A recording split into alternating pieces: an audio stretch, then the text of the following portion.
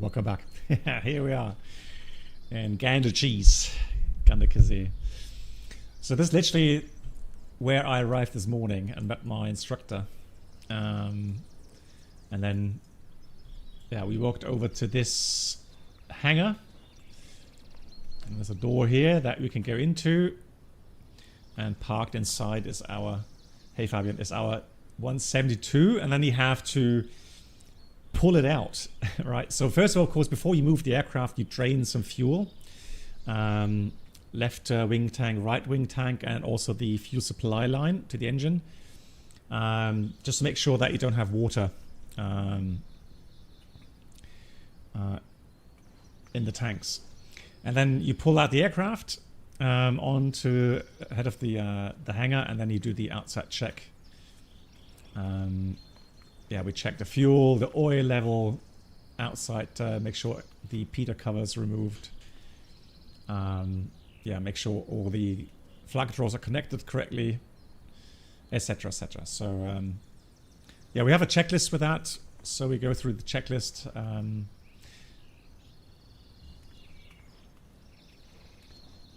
To make sure everything's the way it should be. And I can say again, it's so fascinating to see an aircraft that was built in 1967 and still flies, and it still actually looks so good. I mean, the aircraft that we have is so well maintained. Really nice.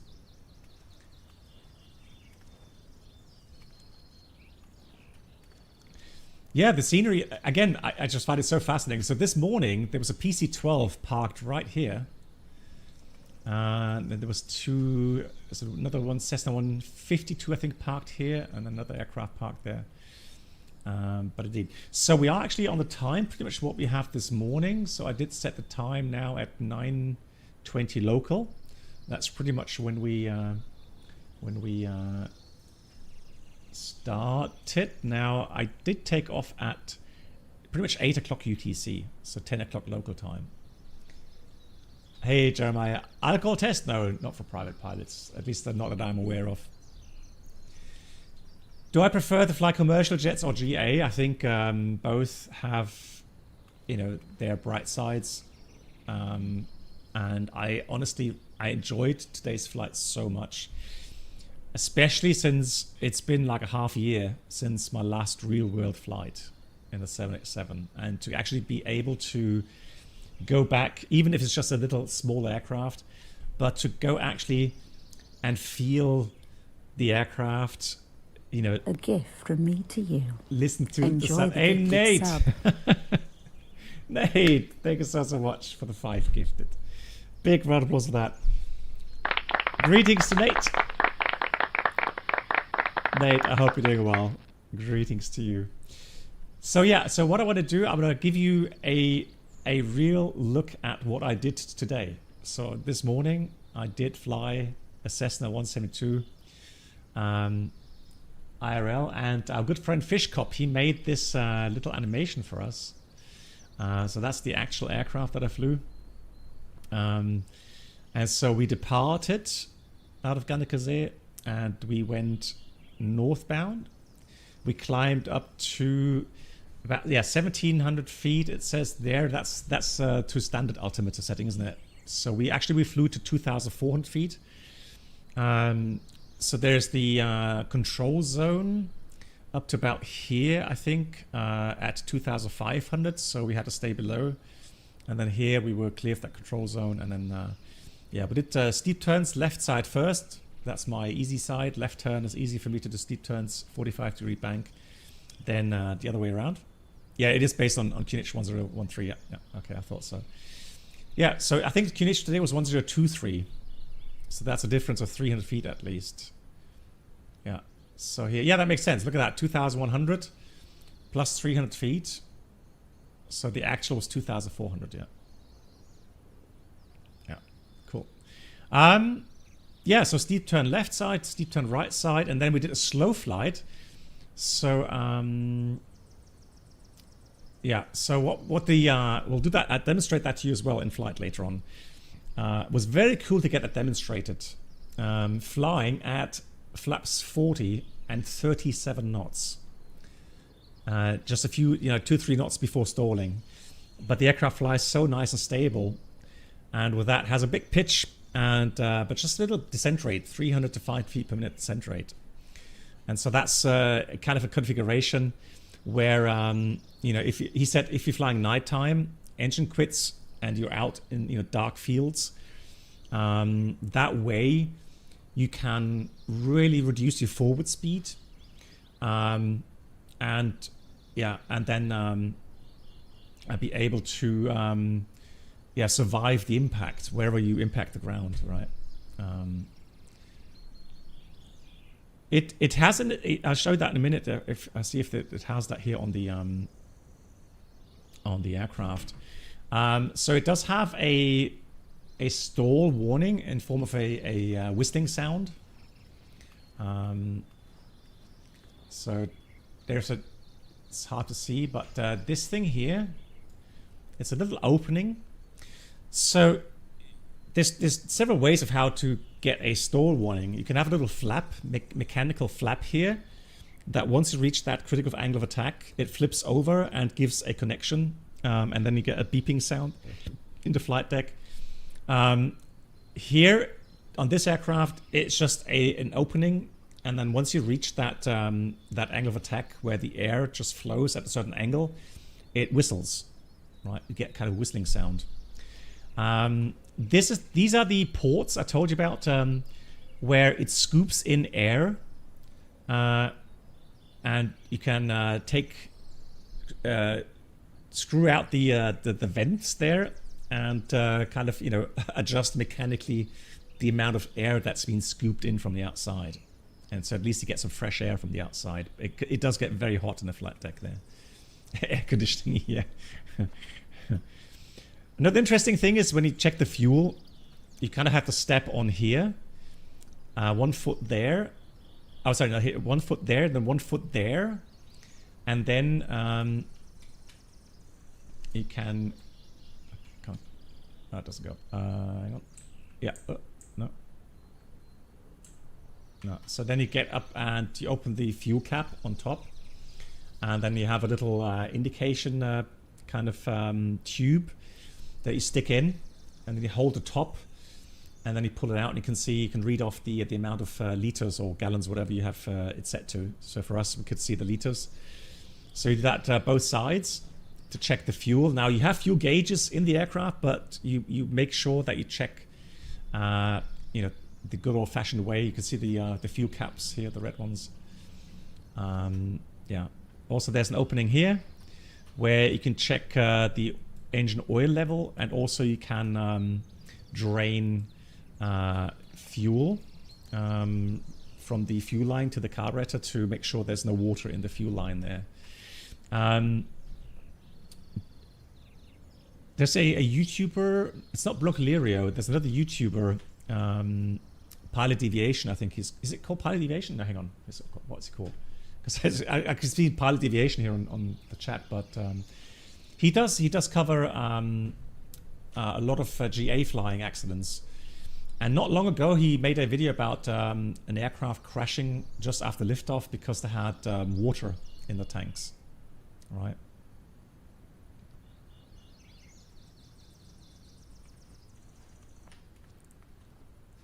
No, Sapphire Wave. No, there's no checklist item to close the vents on takeoff. No, it's not like on the jets where you have to check that. No, it's not Blocklerio. No, it's I think it isn't called Pilot Deviation. Hang on. Oh, and Yoda, in case you're listening, I saw the video of the 787 with the hydraulic. What was it called? It was called right main gear hydraulic failure, where the tilt, just the gear hangs down, doesn't tilt for touchdown. Yeah. Sapphire Wave, you had an item on a 7. Really? Okay, no, we don't have that on the checklist. No, that's strange. Yeah, so Jeremiah. So you have to fuel the aircraft, right? So you open up the fuel tanks, right? So you have air coming into the fuel tanks, and over time you just collect humidity. and it condenses, and then you have water in the tanks over time. So there's a little fuel vent. It's hard. It's not really modeled here, but you have a little tube specially made for that. Oh, pilot debrief. Sorry, yeah, pilot debrief. Thank you. That's the one. Pilot debrief. Correct. Yeah. Check out the channel. Really good channel. Yeah, and it has a pin where you can stick that into the vent, and it drains, or the drain, and it drains the fuel, and if there's any water, it'll show up when you drain it. You have to drain a little bit only, and then look at the tube. It's a see-through tube, and then the fuel has a little bluish kind of tint to it, but the water will be like, it looks like oil in water, so you can see the difference, and it just you know, because it's more dense than fuel, the water will collect at the bottom. So you have to drain that water, make sure it doesn't stay in and get sucked into the engine. Yeah. The A2A does simulate that in the aircraft. Yeah, brilliant stuff. Yeah, I agree. Very nice. Yeah. Oh, interesting. Sapphire, I'll ask my instructor next time. That's an interesting topic. Yeah. So what Sapphire Wave is saying, that since it's a mechanical scoop, right? If you have dust that comes in on the outside, it can actually, yeah, it can go straight and blow you in the eye. You're right. But the thing is, so here's the thing, Sapphire Wave, maybe that's the difference. For us, it's a tube that you pull out, and then you can tilt it, and I think you could tilt it into your face, but I had it pointing downwards. But I think that's a good topic. Yeah, I'll ask my instructor next time. Yeah, good. So yeah, so then we make sure inside we have all the documents on board. We have all the emergency equipment on board. First aid kit, etc., etc. We make sure we have all the covers on board. We have chocks on board. We have the tow bar on board as well. And then we'll have a look at the checklist, right? Why are you doing lessons to keep yourself? No, so I stopped flying GA aircraft after I finished my training and became an airline pilot. A lot of airline pilots do fly private planes, you know, on their free time. I didn't. I said I have family. I don't want to spend too much time, you know, in my free time at the airports. And also, I always said, if you want to fly GA aircraft, you have to take this seriously, right? You have to make sure that you know, you are well prepared. You read the, you know, you train, you fly regularly, etc., etc. And I just said, no, I'm going to stop that. I'm just going to fly professionally, and then once I finish, I retire, I'll think about going back to GA flying, and that's what I'm doing now. I retired last year October, and yeah, wintertime I didn't plan to fly, but now it took some time to organize an instructor, and so my ideal training would be get my PPL back again. It doesn't take much time. It only takes like 5-6 lessons a check flight, and then I think about doing the IFR rating again as well, to keep that current.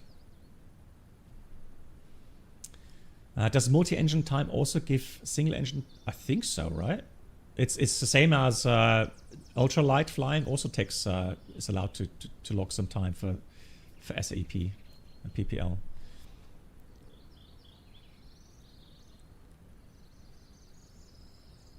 Oh, you mean like? Oh, sorry. You mean like the airliners? No. No, I mean the airliners.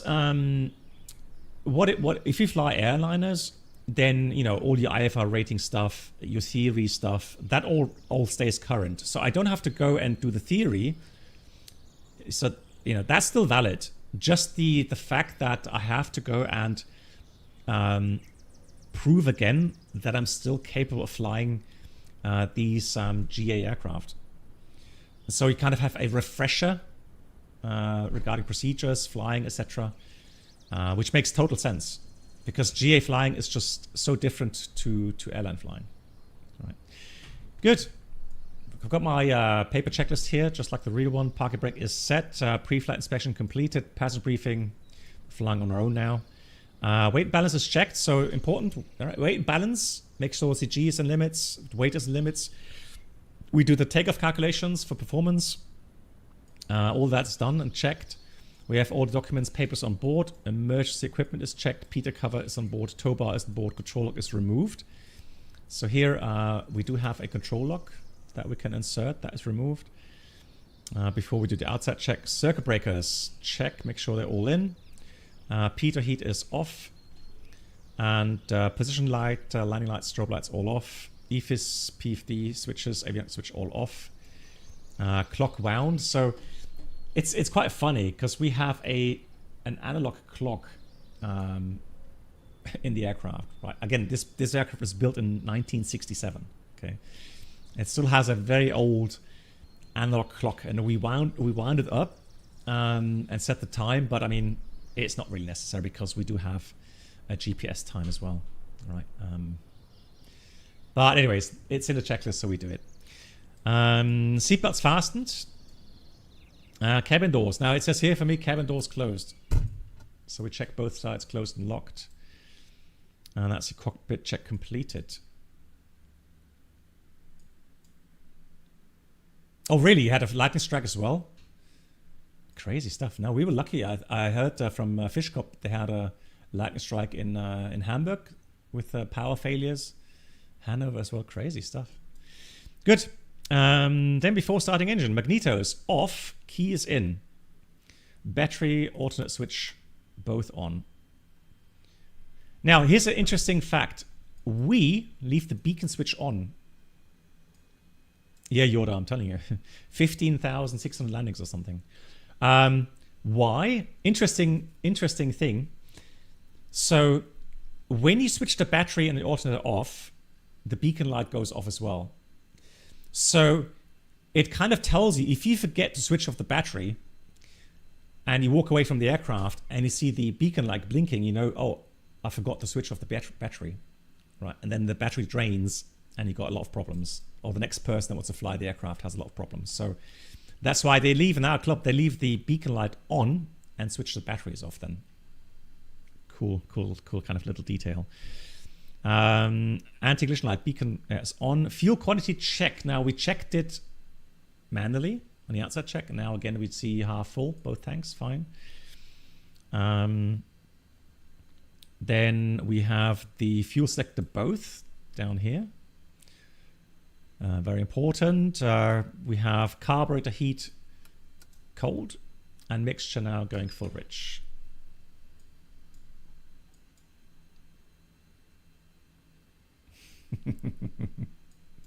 Oh, you guys. Right, and that's the before start check is complete. Right, starting engine. Clear prop. So primer, as required. So here today we do like 2 scoops. So we pull that out and we wait a few seconds to have the primer suck in fuel. It takes it like 3, 4, 5 seconds. Yeah, it's the M. Yeah, it's the mod, like in the title. And then you push it in and prime the engine, and then quickly, right? So 0.5 centimeter cracked open for the throttle. Prop area is clear, and then we start. That goes to start. And then we go about 1,000 or 900 RPM, and really quickly check the oil pressure. Make sure that's in the green band. If not, we have to switch off the engine quickly. There's it, 950 RPM, oil pressure is good. And throttle 800,000 RPM set. Yeah, the reason why I've chosen this add-on is because most add-ons here, the Cessna add-ons, they have a simulated injected engine. So they don't have carb heat. But when you have carburetor heat, so you have a carburetor, you have carburetor icing risk. It's so important to have that modeled. Good. That's the starting engine completed. After starting engine, avionics power switch. For us, it's up here. but here it's down there. On, and just like on the aircraft we actually have an electronic artificial horizon and HSI, because the aircraft is actually IFR rated. It could fly out of approaches. Good. Then we have EFIS, PFD on. ATIS weather checks. So we don't have ATIS here at the field. So the closest one we could listen to is Bremen. So let me just get the. I think the this morning the QNH was 1023, which is set. And com nav, so com here would be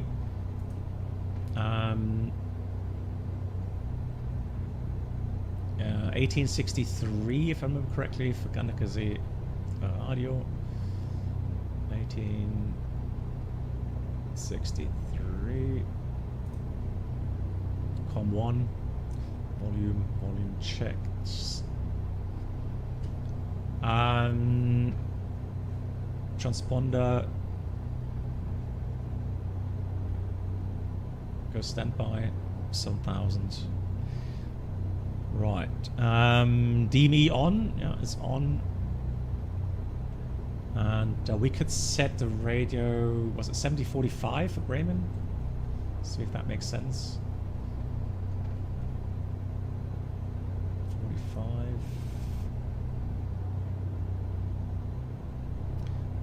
But also here, right? So we've got to put this there. 17. 45.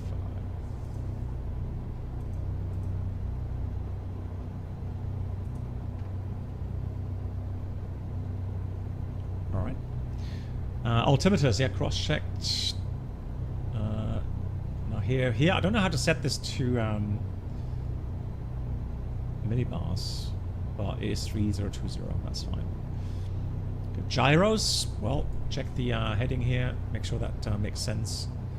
Looks okay to me. And then strobe lights. Nav lights as required. Leave that off for today. Flap operation check. Now, my instructor said we don't move the flaps. We just check the indication and the flap setting is up. And that's it. Coincides. Nate, curious about how much having a force feedback adds to your sim experience. Yeah. Yeah. I will talk about that once I take off. Yeah. Interesting observation I had today. Yeah. Yeah. Good. And that's the after start checklist complete. Next is the taxis. So we would say Ganakaze Radio. Delta Echo Fox Echo Echo. Good morning. And this morning there was no one there because they only towered them, I think, from 11 o'clock. No, sorry, 10 o'clock onwards. Or was it 11? No, 10 o'clock onwards. I think they are online. So then they just report Delta Echo Fox Echo Echo taxiing runway 26 or Rolle zur Piste 26. And then make sure we have the taxi light on. Make sure everything's clear. Now, this morning, what we do, we put the aircraft facing this way because the hangar doors, they're not metal. They're actually textile. Right, so, you don't want to blow the prop wash into the hangar doors there and break them. One thing I found really difficult is taxiing initially because the pedals are actually really yeah, you missed the engine start, Fishko. Really small. I wonder how people with very big feet actually manage. And then you have like the tipping motion again for the brakes, right? So you have to be careful just to steer with the heels and not touch the brakes too much. You do want to avoid brake wear. Good. So parker brake was released. Brakes checked. Yeah, brakes are working. Instruments checked. They're moving north. going to put this heading... Oops. Oh.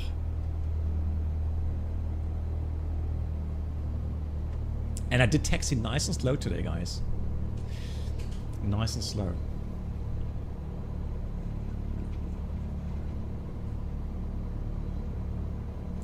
Oh, come on, give me the heading bug here.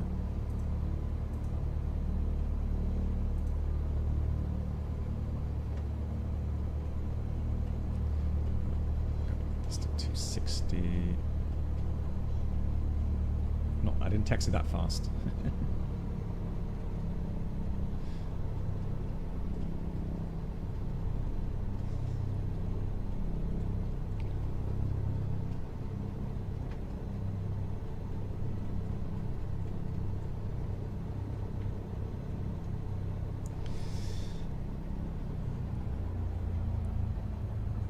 Yeah, the scenery is very good.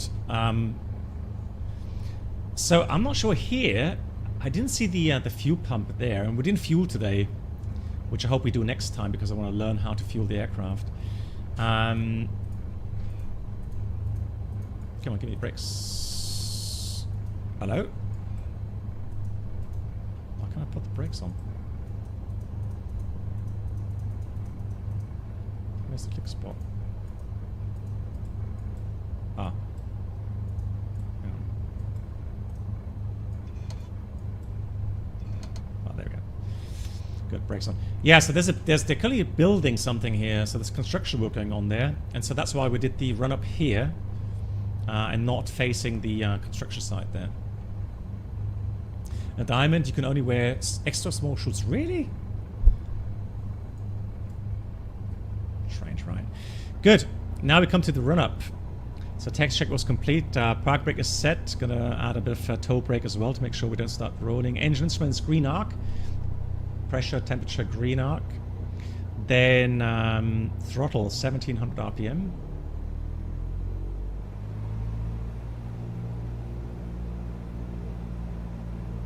And honestly, the way that I have to move the throttle, just like the real aircraft, to adjust the RPM 1700. Feels exactly the same, interestingly enough. Good, then we check the magnetos. So we check, first of all, left, look at the drop. That's about 100 RPM. 125 is maximum. Back to normal, 1700. Now we check the right magneto. Again, 100 drop. Difference between left and right is 50 RPM maximum. There we go, 1700. Now we check the carburetor heat. So when you add carb heat, obviously the engine performance drops ever so slightly, so the RPM will go down. Yeah, that looks pretty realistic as well. About 60, 70 RPM. Carb heat, and that's so important to check. You don't want to take off and then realize in flight that the carb heat doesn't work and you get carburetor icing and the engine fails eventually if you're unlucky. Yeah, so you don't want to do that. Make sure you check the carb heat. Right, then we have the ampere alternator. Ampere's charging, looking good. Suction at about just below 5 there. Throttle idle. Make sure the engine doesn't quit. Why do we do that? Well, for landing, we pull up the throttle completely. We don't want the engine to stop, right? So it doesn't stop. That's good. Back to 1000 RPM. You 195 tall? Seriously? I mean, the good thing about the Cessna here, you can actually adjust the height of the seat, which is great. So you can move it forward, backward, and also adjust the height, which is great. Good, that's the run-up check complete. Before takeoff, cabin doors closed and locked. Magnetos are back on both. Flaps, we're going to have flap 0 takeoff. No need for flaps here. And trim for takeoff. Check that here. Make sure that is set correctly. Comnav transponder. So, yeah, make sure we put this on alt now. And let me put the flight level cruise at least. As a reminder, initially 1400 for the CTR Bremen. And then take to branch briefing. So take off. Anything that happens with engine or any reason to abort, just stop on the runway. If it happens just after liftoff, we try to land on the remaining runway, and if we're past the runway, just land in the field somewhere straight ahead. Try to avoid trees. Good. Before takeoff check complete. Let's go put strobe lights and landing lights on, and let's go fly. Autobahn. I'm not sure if Autobahn is the best thing to do, really. Alright, approach sector's clear, so Delta, Echo Fox, Echo, Rolle auf Piste 26 und starte. So just saying that we are taxiing onto the runway. And yeah, this was the reason, the point I realized that I got to be careful with my shoes. So if you do a really tight turn, you have to apply a little bit of toe brake to get the aircraft around the corner here.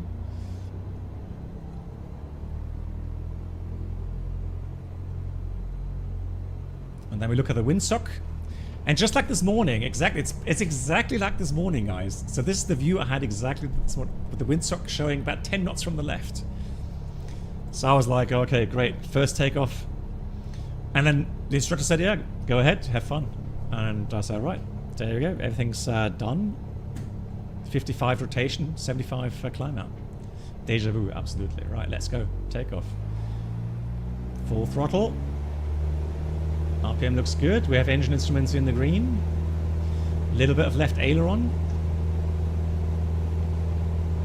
Keep rudder on the center line. And here's one big difference. The real aircraft is sensitive in the rudder. 55 rotate. Center the ball here. Pitch for 75. Trim the aircraft. There it is. And the real aircraft is also twitchy regarding rudder on the ground, but here in Microsoft it's way more sensitive. Right, I've got to add a little bit of right rudder here to center the yaw indication there. Flaps are up already. Yeah, here's the tower, guys, just like in reality. So here's the little lake, a road, and there's a campsite here, which we'll try to avoid. So if you depart, we'll usually go west of the tower here, and you've got to be really careful with the tower there. It's really high. More right rudder, yeah, 100%. Good. Now I'm just going to take the peak of the RPM here for the climb. I'm going to go 25, 100 RPM. And then we did climb about 500 feet per minute, 750. I have a feeling here it's a bit more powered. IRL, it's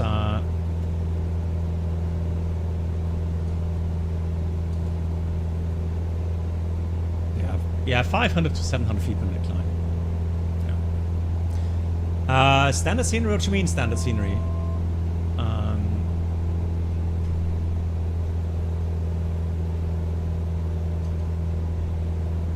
Oh, the wind turbines. Yeah, yeah, okay. Yeah, I didn't really look too closely for that. I mean, they look way too high anyways. So, yeah, so I don't have map enhancement or anything like that, no. So we got to be careful here, as we are.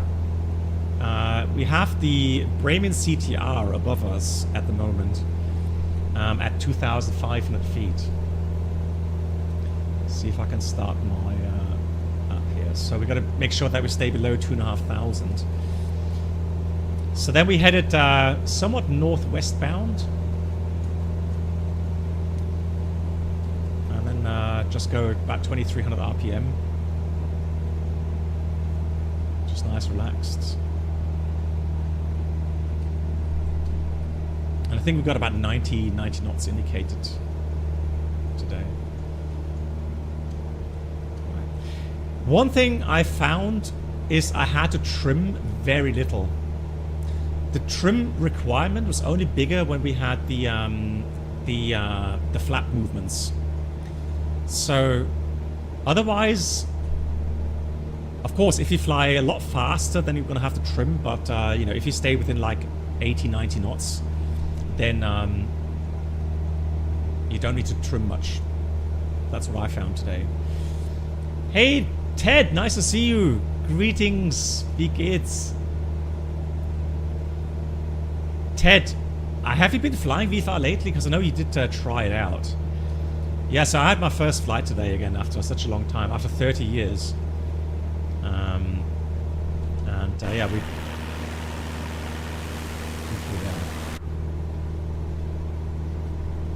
So let me just start my... Yeah, I can see the aircraft here flies faster than ours at, you know, 2300 RPM.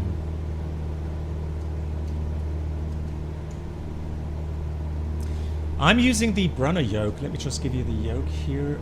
So I'm using a Brunner force feedback yoke. Yeah, guys, I can tell you for sure, trimming the aircraft here in MSFS Microsoft Flight Sim is a lot harder compared to the real aircraft. You know, the simulation here is much more sensitive than the real aircraft. Yeah, I mean, I have not tried the Moser force feedback yet, but I'm hearing some people are having issues with the Moser force feedback, so they're not completely happy with it.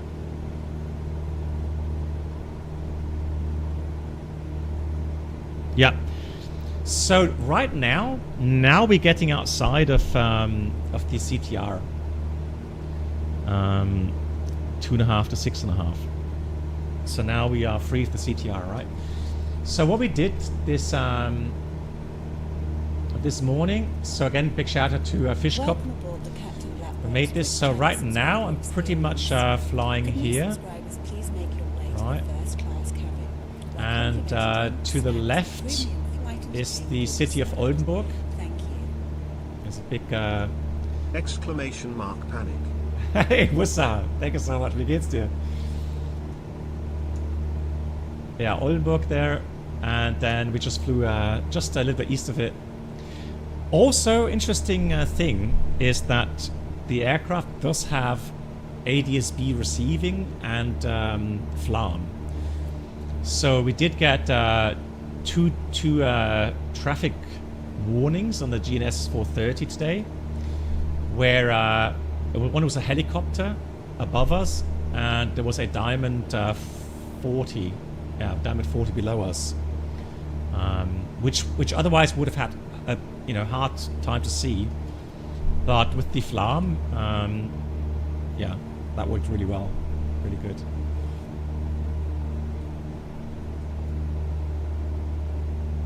Exactly, yeah. So yeah, I guess I'm quoting it wrong in the saying that I need to do the PPL again. No, I have my PPL, but I have to renew the SEP, the single engine piston rating again. That's kind of dormant. So that's what I'm doing right now.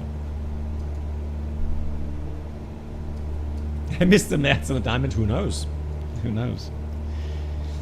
Yeah, and then what we did at this point, he said, well, how about we do some steep turns?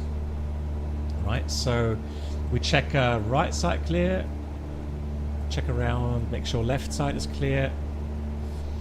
And then we aim for 45-degree bank. I'm going to add a bit of bow power, and then look for a point on the windshield, some dirt, whatever, and then try to make that your reference point. And then try not to lose or gain altitude. Alright, so let's try this. So now, on the real aircraft, I had to pull a lot harder than I have to do now. That's about 45 degrees. I'm losing a bit of altitude. Make sure I keep that point on the nose here. Exactly there, 45-degree bang. Right. I'll just make sure I don't gain altitude and don't lose altitude. It does take a lot of pull. It really does. Right, there we go, and we're going to roll out again. Heading north.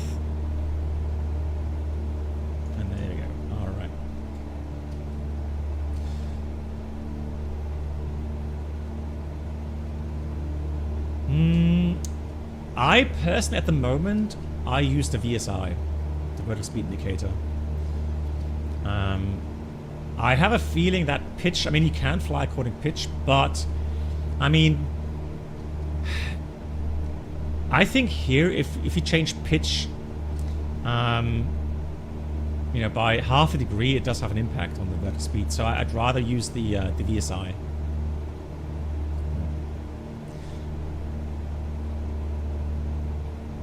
Yeah, VSI does lag, correct. But yeah, at least today I didn't have bigger issues. It was fairly smooth though in flight. Good, same thing for the right-hand turn there. Let's make sure we have clear. Right, let's add a bit of power. And then again, make sure we pull 45 degrees. Good pull. Trying to keep the altitude here, 45 degree bang. Good pull, good pull, good pull. Too much. You see how quickly the nose drops if you don't pull enough? Yeah, you really have to continuously, yeah. And it, honestly, exactly like this morning in the real aircraft, left side was much easier for me to do this steep turn than right side. Fishkop or Fabian, is it the same for you guys? So right hand, I have a lot harder time keeping the altitude.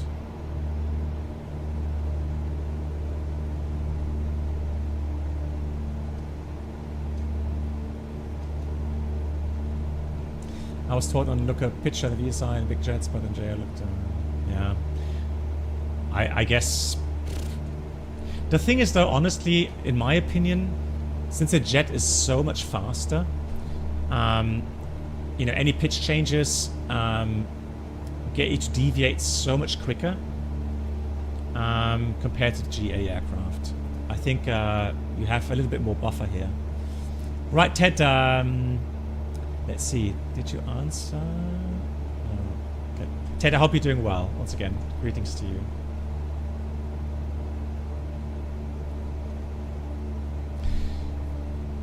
No, honestly, Jeremiah, since you're flying VFR, you have to keep your eyes a lot more outside than inside.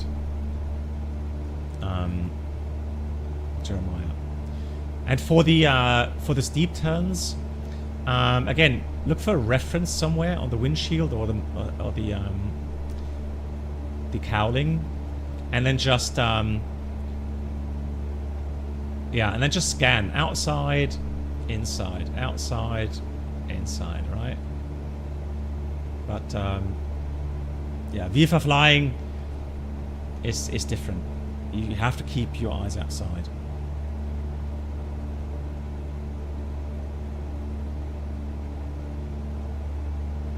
Yeah. So, what you have here is a turn coordinator, Aviamar, right? So, if you have your if you turn and you have the wings pointing at the marking here, is that 2-minute turn, guys? Right? And if you maintain altitude, that will be a 2-minute turn rate, correct? So it would take 2 minutes to do a 360.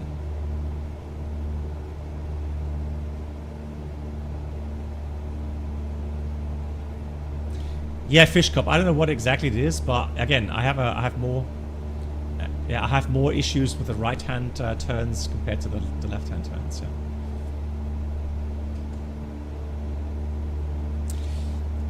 Yeah, but that's a habit you have to change, because again, the big difference VFR to IFR is that if you fly VFR, you are responsible to keep your separation from other aircraft and other, you know, balloons or paragliders, whatever, right? You do not have the luxury compared to flying IFR, where someone on the ground with a radar scope is taking care of you, right? VFR, your responsibility to not hit anything. Prawns, Nate, you looked into the Mosa. Nate, what did you find? if you'd be so kind to give a quick comment regarding Mosa. What some people were complaining about. I've not tried the Mosa. I can't say anything bigger there. Yeah, Davis, you have some. Yeah, that's the thing with me, right? I did my last steep turns in a prop aircraft in 1992, well, maybe 1994 for a check flight, but that was it. Since 1994, I've not been flying, you know, GA prop aircraft.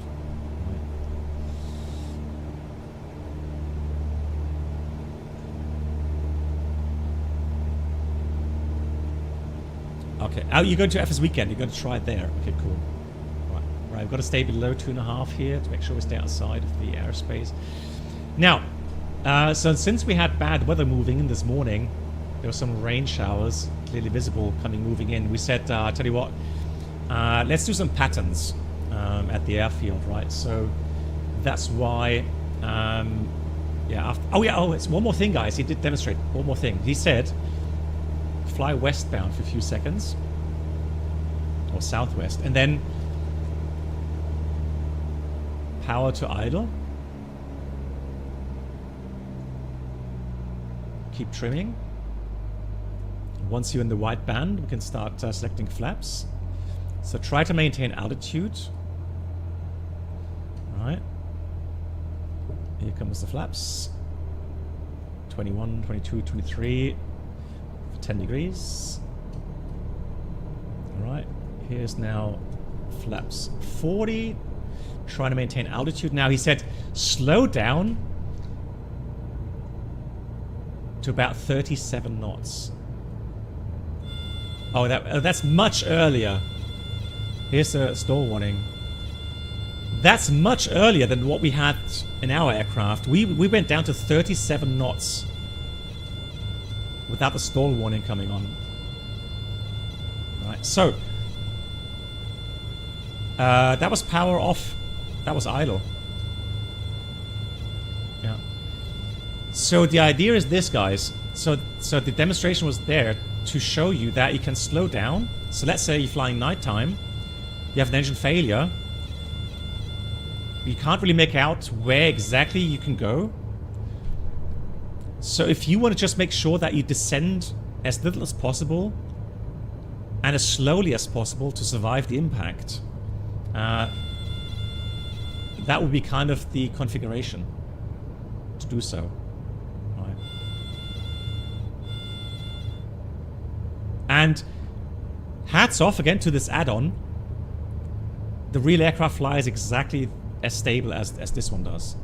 It's really, even at this slow airspeed, it just flies so stable.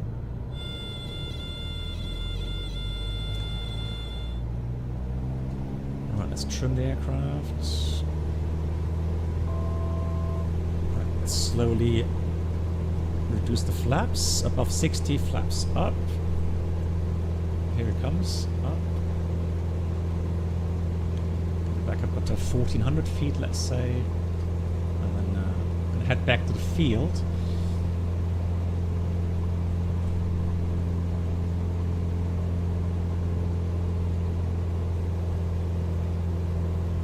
Yeah, maybe even, I don't know, yeah.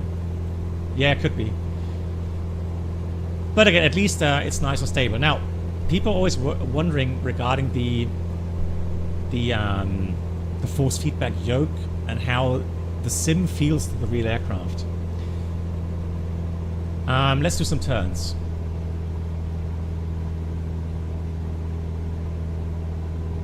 So, I find the real aircraft being very receptive as well regarding aileron inputs.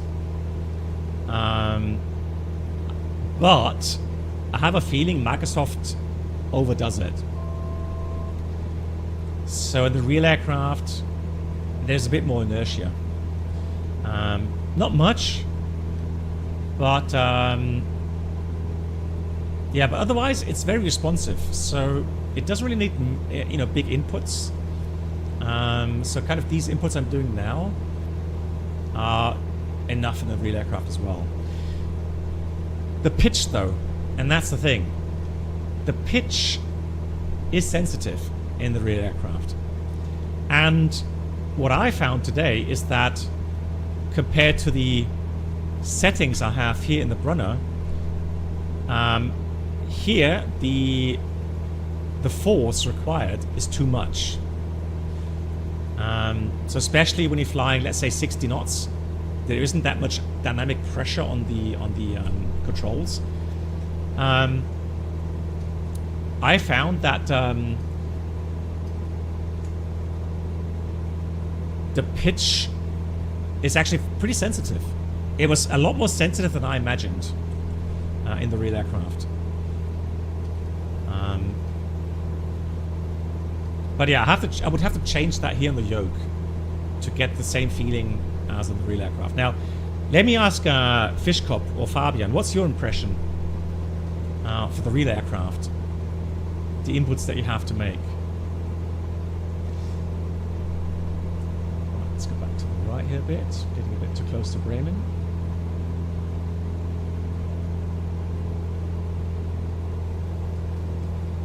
Hey Fahi, I am enjoying my retirement. Oh, there's the airfield already.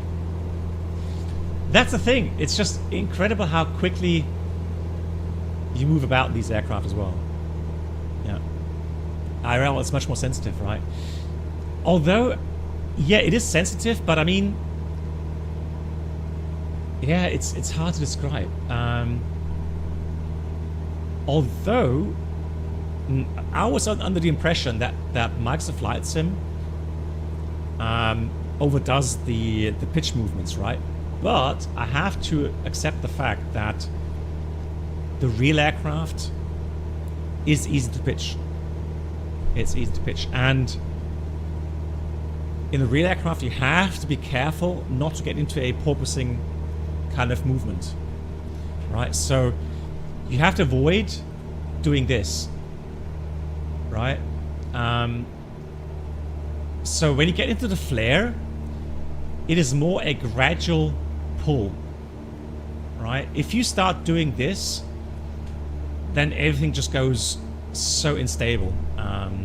So I had one landing where I actually came into a kind of a porpoising kind of yeah, the oscillations, right? So I was actually surprised how quickly I got into that oscillation. So to avoid that, it is key that when you get into the flare and you pull power to idle, is to get your aim point correct and then gradually increase the pitch, right? And that takes a lot of practice.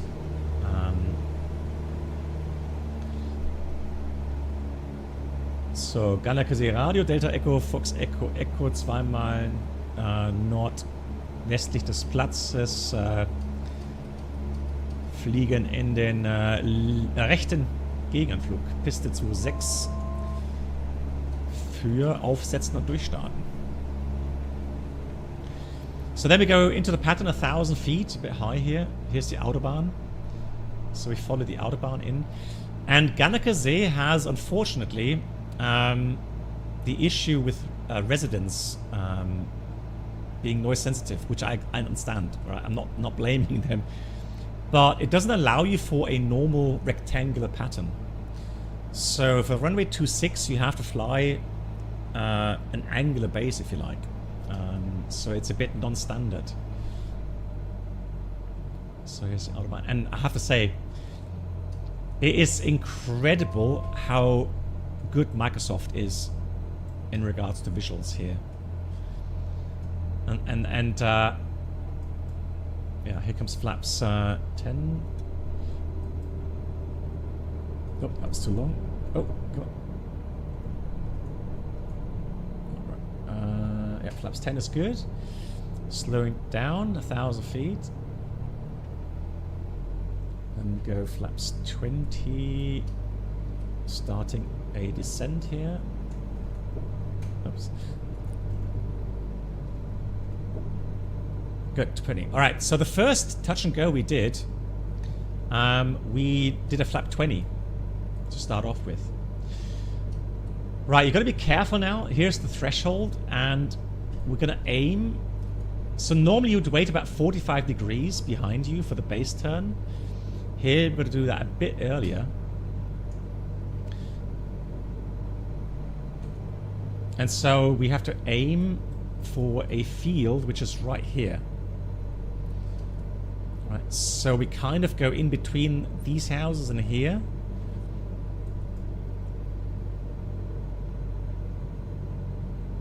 And then aim for the threshold. And this is the cool part now. This was so much fun when I was doing this morning. There's no party lights, right? So the same in the real world, you have some trees there in front of the threshold visually. So avoiding the houses here. And now try to judge your height in the pattern, right? And that was just so cool. Such a cool feeling. So freestyle, right? So now we're going to go back to 65 knots.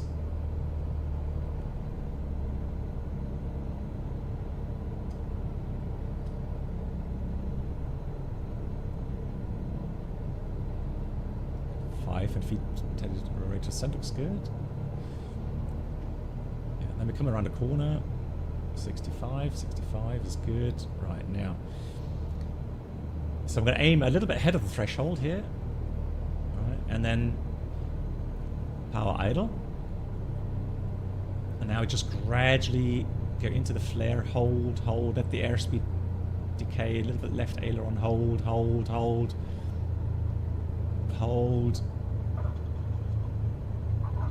There we go. Full throttle, 55, lift off, gear up.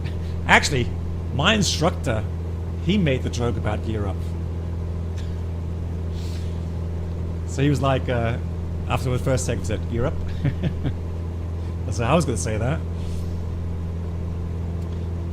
Yeah, that's pretty much what the real pattern looked as though. Okay, so now I'm going to go flaps up as we increase to 70. Retrim the aircraft, flaps are up. Now, I'm looking for a little road here just east of the tower. Here's the little road. And now we're going to do left-hand patterns to avoid the campsite there. So 75 knots. Now I'm going to go left turn, left-hand patterns. I'm going to climb 1,000 feet again. Now I want to see if I can see that little lake. Yeah, there's a little lake here. Stay left of it, and that's the base turn cue.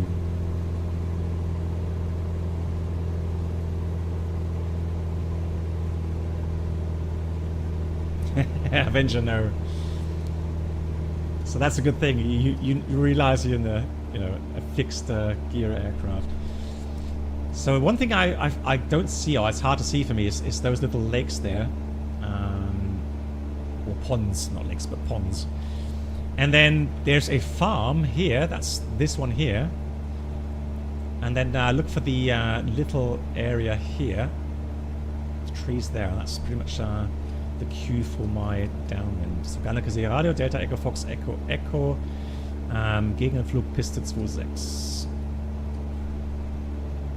So 2000 RPM for the pattern here. Go east now. A bit far out actually, so I've got to look for a sporting field in a minute.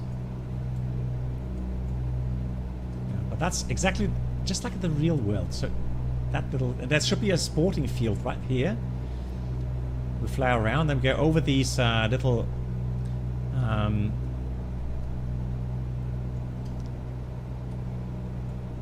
the hangars here.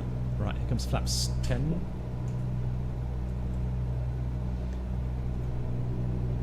Yeah, flaps at 10. Let's slow down.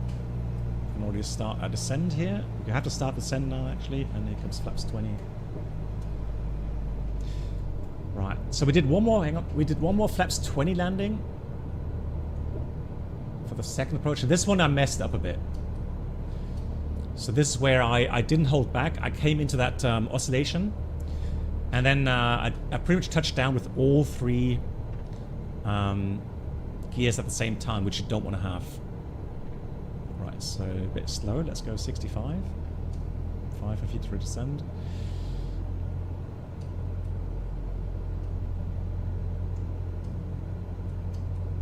Now we look again for the Qs. A bit low actually. Should have dived down that quite. But yeah, now again it's an abbreviated base. It's not a square base. We try to avoid the houses here, so we aim for about here. There's the threshold. And again, 65 knots.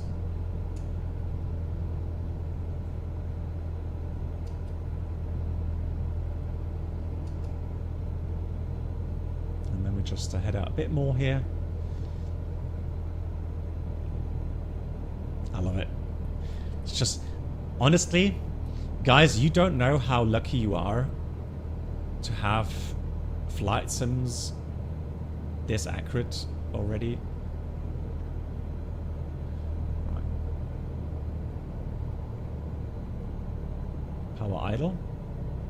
And again, flare the aircraft. And then just go pull, pull, pull, pull, pull. Yeah, a bit fast still. Yeah, and don't try to make abrupt inputs. So it's a bit long flare, but so important to keep the nose high and keep the nose, keep back pressure as well. And then 55 knots, lift off again. And honestly, this is 1-to-1 what we did this morning. And I find it's just so mind-boggling that I can refly this. And another thing I found, that practicing I did over the last couple of weeks really helped me today. Master Ugly, thanks so much for the kind words. They really helped me. I was so confident today already, and I felt I could focus on the important things. And I really enjoyed it. It was just, you know, I didn't feel stressed out completely. I felt like I had some headroom mentally to, you know, to listen to the instructor and do the radio calls. Although I didn't do radio calls now, I should. So there's always at least you know, downwind, base, and final. But I did do them today, so I think only in the first pattern I forgot one for the final, but the rest I did.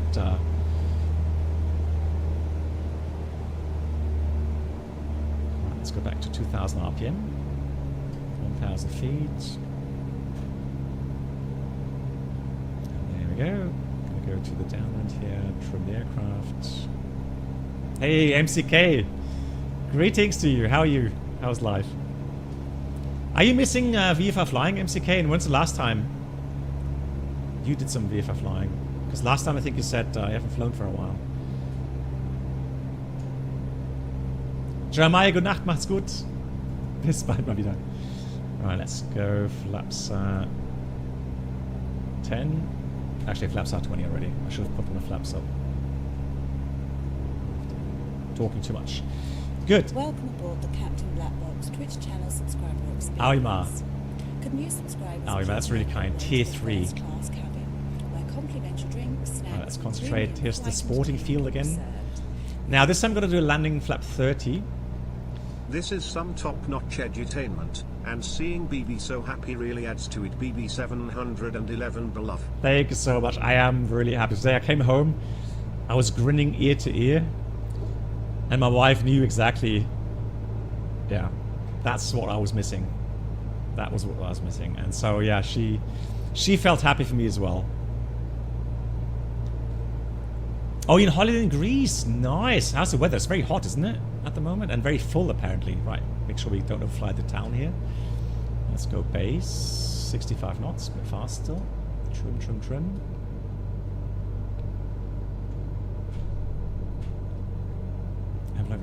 Yeah, I can imagine you miss it, yeah. Oh, way too low. Hang on. It's at the center. So normally about 500 feet per minute. I wouldn't usually go that fast. So again, I'm aiming for the little houses there. 65 knots. So this time I'm going to try to... Is it 30? Yeah, flaps at 30. And normally carb heat would be on, but my instructor said he got told in these warm temperatures we don't use carb heat, which I found a bit strange, but... Alright, let's aim again. Aim point just ahead of the threshold there. So I'm already 60 knots.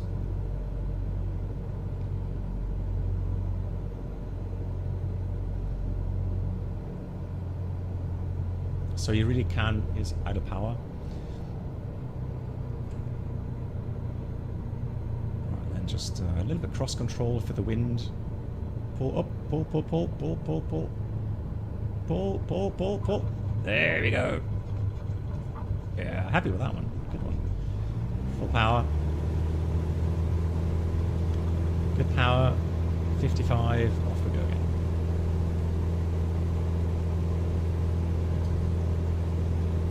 MCK, it's a special circuit because all of the houses there. It's absolute non-standard kind of stuff. Right, 300 feet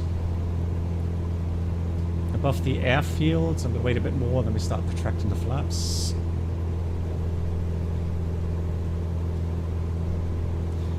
I know, right, Fish Cup? That's what I'm realizing as well. Yeah. Yeah, so my handling in the sim is better now. I fully agree. Right, here comes flaps going up. 70 knots. Keep climbing.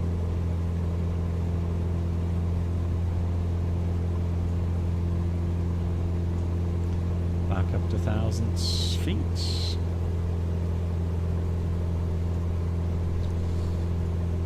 Well, I mean, my flare.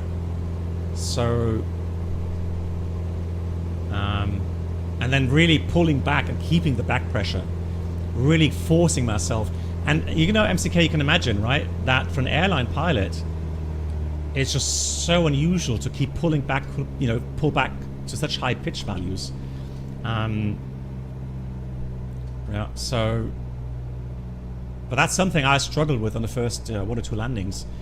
But my instructor said, you know, every airline pilot that comes to him for retraining for the Cessna, they have the same issue. Right, let's go back to 2,000 RPM roundabout. Here's the first flaps for 10. That's a bit much, actually. Oh, go. Flaps 10. There we go. There's a sporting field again. Football pitch. My real world flying today. So this literally is 1-to-1 what I did this morning IRL in this kind of Cessna 172. The cockpit looks this. That was the one I flew today. So let's do flaps 20. Yeah, and that the weather became worse. So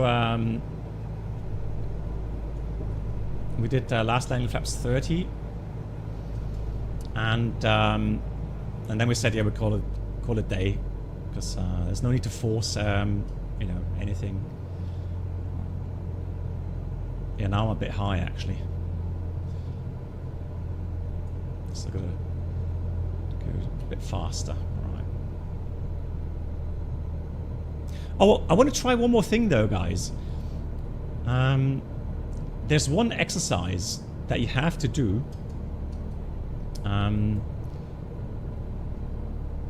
When you do your check rides. A bit slow, let's go back to 60. And I'll try to get my chart out for that. Yeah, power off landing, exactly. Yeah, that's the one. But I don't even know. I don't think we could do that here, IRL, because power idle already. Because of the airspace, Bremen CTR.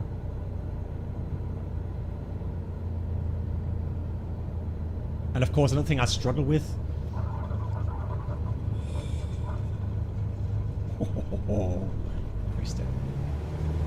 That was like 3 greasers. So unusual for me. Right, oh, right rudder, right rudder.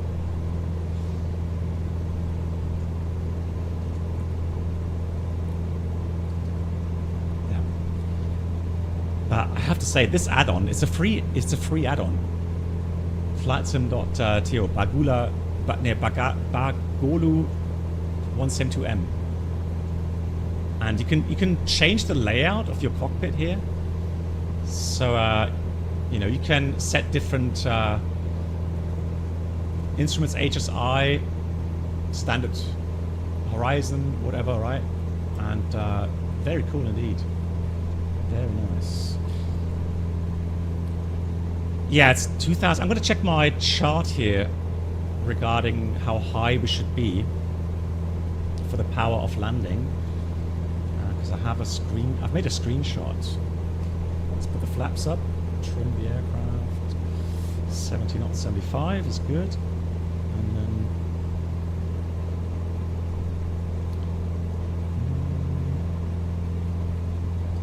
yeah. It says 2,000 feet. So we come over the threshold and then at the threshold power cut. So 2,000 feet above the ground. Carburetor heat on, power idle, glide at 65 knots. 1,700 feet ground, flaps 10. 1,200 feet ground, flaps 20. So this time we're going to have to fly over the houses. Air forward, enjoying it? Me too. And I am really, really excited the fact that this is literally 1-to-1 what we did this morning. So,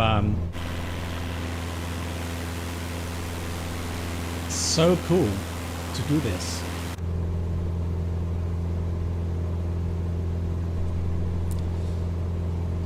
Yeah, I'm going to try the FSLabs this weekend.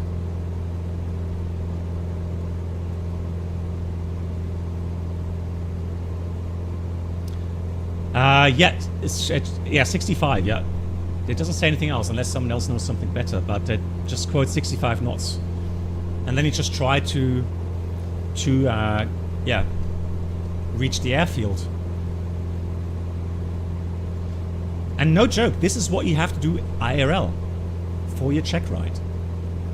If I remember correctly, I'm not sure if I have to do it, but I remember for my IFR recheck back then, when I did this in the Cessna, I had to do that. Right, let's see if so with 2,000 feet, there's the threshold. So we should be 2,100 to be 2,000 feet above the threshold.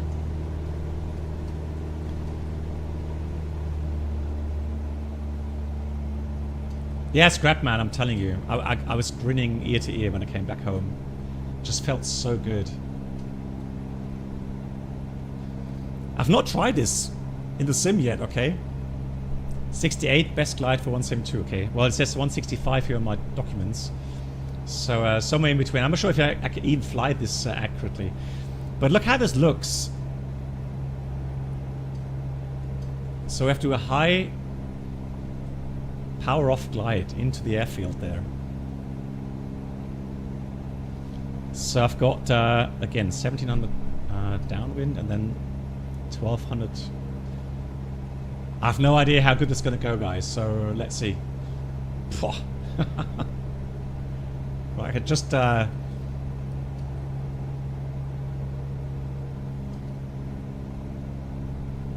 Alright, so heading 268. We should be pretty much above the threshold. Let's check. Almost there, yeah. Cool. Almost there.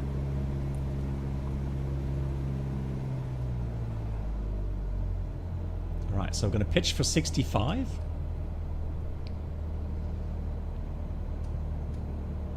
So bleed off the speed a bit. I'm not sure what the starting speed would be. And then we pitch for 65 knots. Just a little bit fast. Right. So once you have it nicely trimmed, it should fly on its own, really. Right, we have to have the carburetor heat on for that. 65 knots.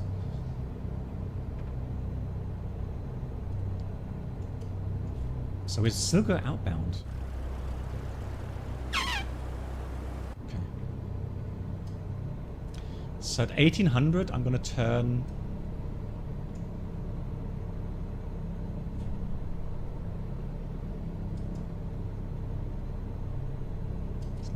next? Let's go now to downwind. Here comes flaps 10. A little bit more. Flaps 10. 65 knots still. Yep, flaps are 10. So let's check the high key position. Oh my god. 65 knots still.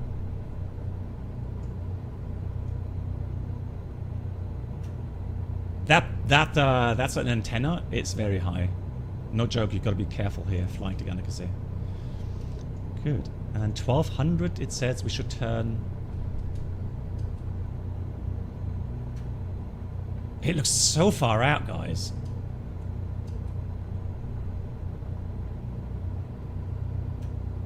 I'm gonna turn. I don't think I want to. I have a feeling I've gone out very far.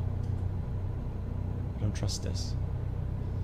So the idea now is to set the final flaps when you are sure, like flaps 20, when you're sure you can reach the field, right?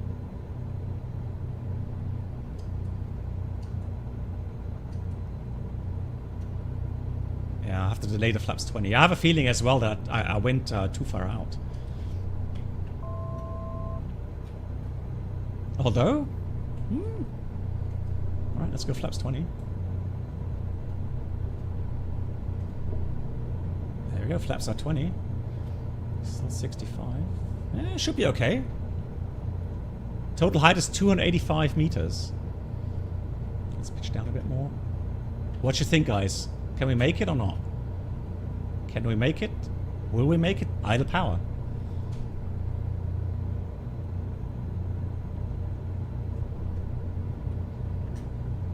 Yeah, we're making it. I would even say we're a bit too high now, aren't we? Yeah, well, we're too high. Pitch down a bit to get some speed. Crab or flaps? Yeah, let's crab. So right rudder, left aileron.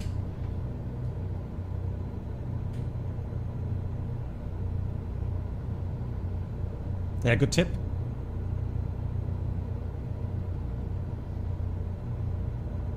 No, we're crabbing the aircraft. Just, oh, here we go. Let's try and get a center line here.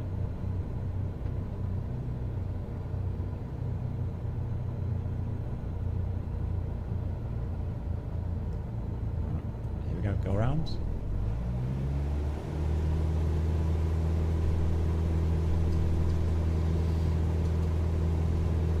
Is it 30 degrees? I have to see MCK. Maybe someone, maybe Fishcup knows. Yeah, a bit high in the end. A bit high in the end, but otherwise, for first try, not too bad. Not too bad.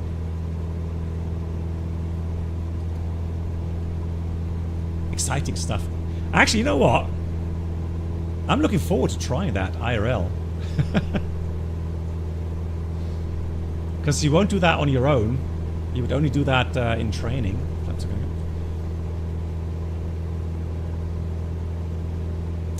MCK, I can ask my instructor on that. Yeah, let me make a mental note of that and ask my instructor.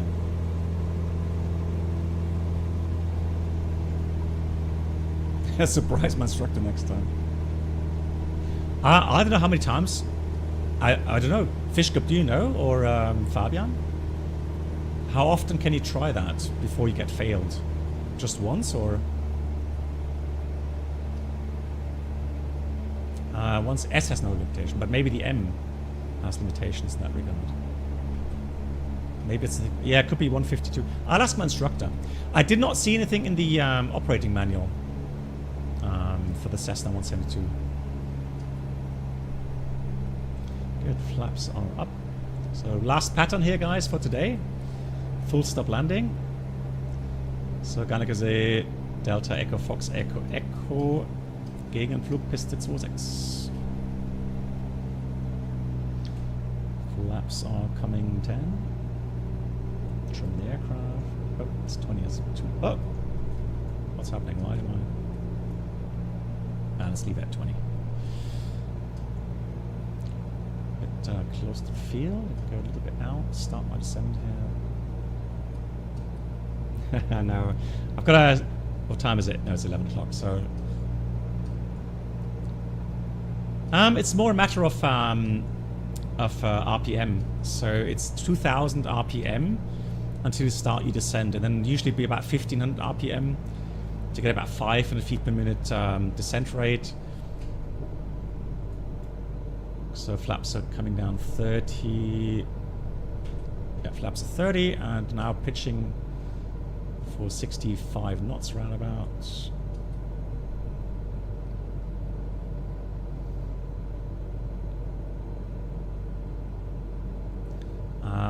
Do you know if you could try it? Welcome aboard the Captain Black Hey Box Chris. Twitch Oh, channel get a little low here. experience. Look at that chat too For new much. subscribers, please make your way to the first class Chris cabin, where Clark complimentary coming in. drinks, Hey Chris, how was snacks, your and flight entertainment will be served. project in Vienna? Hope everything went well.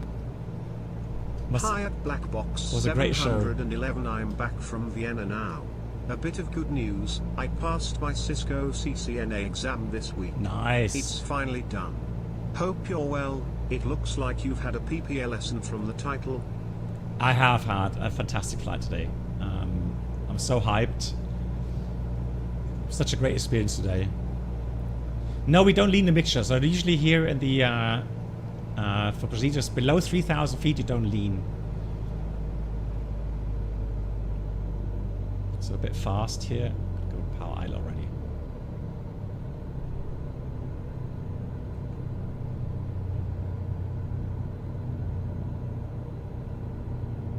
And then again, flare, flare, flare. Just bleed off the speed. Keep the pitch up. Keep the nose up. Keep the nose up. Keep the nose up. There we go. Right. Keep pulling back. And the weird thing is, it doesn't feel like the nose gear's on the ground, but it is. That was my impression today. I was pulling back and I thought I was doing a wheelie, but I wasn't. So the moment you let go of the yoke and you put a little bit of pressure on the nose wheel, it starts fluttering. So you really have to pull back, keep back pressure. Yeah, because then you load a lot more on the nose gear, it starts fluttering. You don't want that. Yep.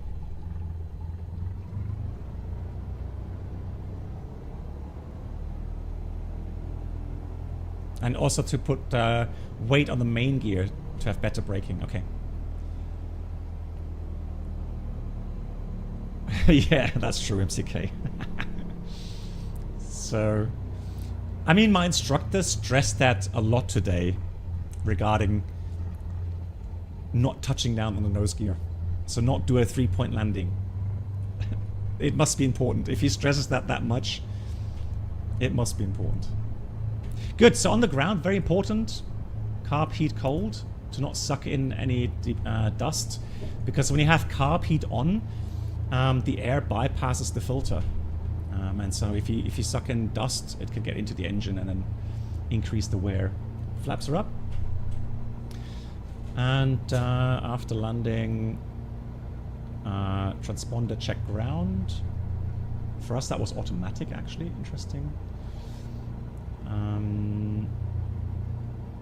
Pitot heat can go off now. It is off. We have the strobes off. Landing lights off. And landing time note. Yeah, then we taxi. We actually did take the last taxiway out. We taxi back.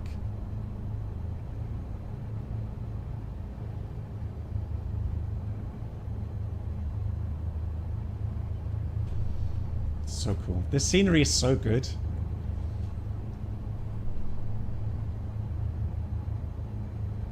It's fantastic. Yeah, there's no nozzle steering on the Cessna 172, no. So on the tighter turns, you actually have to use differential braking as well to achieve tight turns.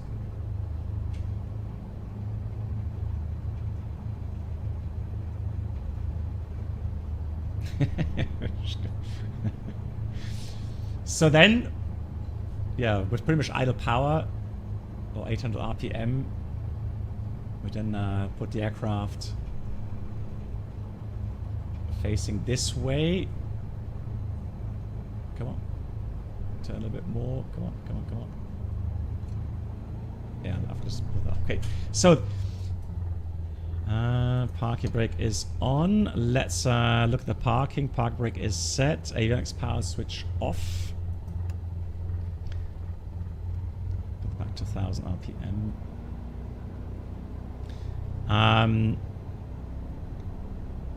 EFIS PFD off. Yeah, it's off. Pitot heat off. Position light, landing light, strobe lights, taxi light all off. Beacon remains on. Throttle 1000 RPM. And now the dead cut check. All that's needed is a quick magneto off to make sure the engine dies. Right when you do that. So that's a dead cut check. And then once that's done. No, Fish Cup. No, it's. I want my half mile 5 lessons for sure. Good. Then we got the mixture cut off, magnetos off, key out, and then battery auto switch off. And again, we leave the beacon switch on because when we get out, if we see the rotating beacon still on, then we know we've left the battery switch on. That's a fairly good idea, right? So now, here's the thing that worries me, and that is, I would have to stow the aircraft in that hangar again. So I have to go in, open the door. I mean, that's electrical, but then I have to get my tow bar out, lock it in place down here, and then I have to push. So of course, brake it off. Hang on, parking brake would have to be off, obviously, and then you have to push and steer the aircraft, the nose gear, backwards into the correct parking spot. It's a little square on the ground, 3 of them, where the main gear and the nose will have to be exactly on, because the space in that hangar is very, very tight. Lots of other aircraft in there. And so, yeah, you got to make sure you don't hit other aircraft. And you're on your own. And this is not easy to push. And it's not easy to turn, especially I have to turn it left way. And the problem is you have the exhaust there. So you have to push the nose, the tow bar down far enough to get the nose gear into the full deflection. And that's really hard to do. Yeah, Quotenagner, I know. My luxury time is past. Does it really, the A2A does allow you to push the aircraft? I have to try that next time.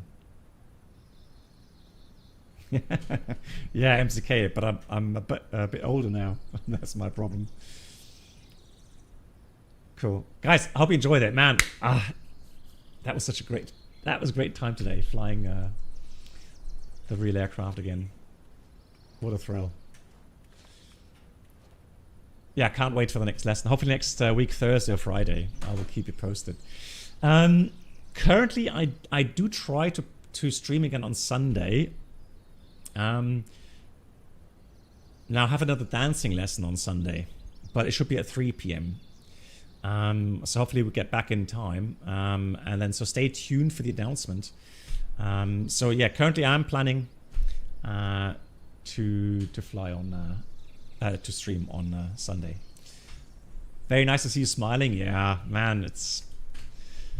Yeah, I feel like a complete person again now that I've flown IRL. I missed it. I really did. I mean, even if it's not an airliner, it doesn't matter. This is so enjoyable as well. So. Yeah. And I don't care if it takes me 10 flying hours to get me proficient again. It takes 10 hours. I don't care, right? I'll just make sure that I'm fully proficient.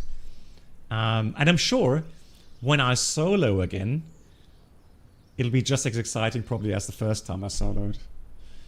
So yeah, looking forward to that. So cool. Do we get Reeve with dancing lessons? No. Fish Cup. no cameras allowed there at the dancing club. They have big signs there, no cameras. Nothing I can do about that. I'm sorry. Right. Fish Cup, once again, thanks for helping out today, Fish Cup. Thanks for making that fantastic overlay. Yeah,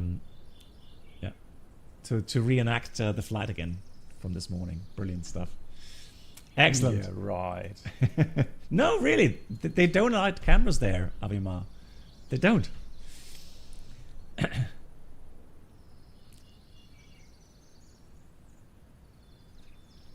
Let's just have a look back at the messages. Yeah, so Chris Clark, once again, congrats on passing the Cisco CCNA exam. Big round of applause for that. Greetings to you. I hope everything went well. Yeah, and thanks to Nate. Nate, thank you so much for the 5 gifted, and thank you for all those that have resubbed again and support the channel, as always. Thank you so much, everyone. Stay safe, have a great weekend, and I'll see you again very likely on Sunday. Same place, same time. Good night.